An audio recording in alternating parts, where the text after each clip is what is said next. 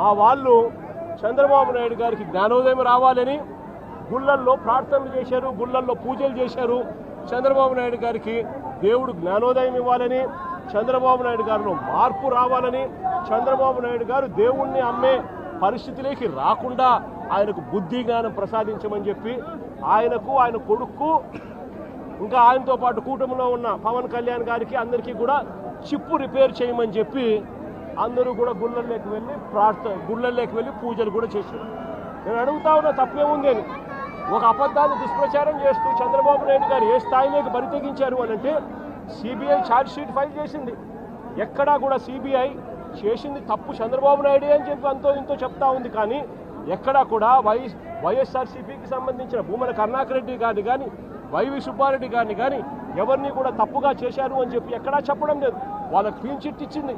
NDDB report క్లియర్గా ఉన్నాయి, NDRI report కూడా క్లియర్గా ఉన్నాయని చెప్పి సిబిఐ ఏకంగా ఛార్జ్ షీట్లో ఫైల్ చేసిన తర్వాత ఈ పెద్ద మనిషి చంద్రబాబు నాయుడు గారు ఫ్లెక్సీలు కట్టి తప్పుడు ప్రచారం చేయడం ధర్మమేనా అని అడుగుతా ఉన్నా, న్యాయమేనా అని అడుగుతా ఉన్నా.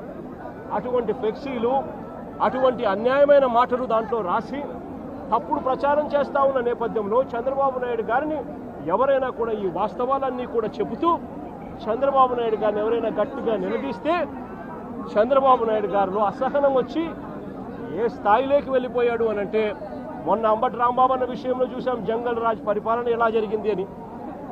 దానికన్నా ముందు విడుదల రజనీ గారిని ఏ రకంగా అటాక్ చేసినారో చూసినాం. దానికన్నా అదే రోజు బోళ్ళ బ్రహ్మనాయుడు అన్నను ఏ రకంగా అటాక్ చేసినారో చూసినాం. కొద్దిగా అటు ఇటుగా కాకాని గోవర్ధన్ అన్నను ఏ రకంగా అటాక్ చేసినారో చూసినాం. వీళ్ళందరినీ అటాక్ చేయడమే కాకుండా జోగి రమేష్ ఇంటికి ఏకంగా జోగి రమేష్ చేసిన తప్పల్లా ఏమీ లేదు. చంద్రబాబు నాయుడు గారిని, ఆయన కొడుకును, వీళ్ళందరినీ కూడా ప్రశ్నిస్తూ మీ చిప్పు రిపేర్ చేసుకోండి అయ్యా, ఇంత అన్యాయమైన పని మీరు చేస్తూ ఉన్నారు, ఇది ధర్మమేనా అని చెప్పి అడిగాడు. అంతకన్నా ఆయన ఏమో చేసి అడిగింది కూడా లేదు.